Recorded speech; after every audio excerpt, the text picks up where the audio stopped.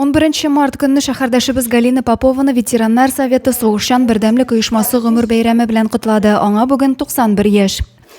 Нам очень приятно поздравить вас с этим замечательным днем, день рождения.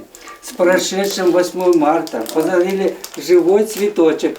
4 ел концлагер тоткыны булган Галина Григорьевна авыр елларны күз яшьләрсез искә дә төшерә алмый. Ул тумышы белән Карелия Республикасыннан сугыш башланганда аңа нибары 10 яшь була. 60-нчы елда гаиләсе белән Татарстанга Зәй якларына күченеп килә. Мы жили в Карелии.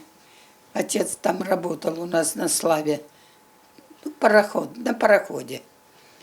Когда война началась, он и в 1939 году его брали, и в 1941 взяли, а нас скорее собрали с поселка всех, в баржу и увезли. 38 ел электрче монтажчы булып хезмәт куя, ГРЭС, шикәр заводы кебек Зәйнең зур оешмалары төзелешендә катнаша. Галина Григорьевнаның күзләре күрмәсә дә радионы яратып тыңлый. Бүген аның бер генә теләк: дөньяларыбыз тыныч, күгебез аяз булсын. Я хочу, чтобы было над нами небо голубое, чтобы солнце светило и чтобы не было войны.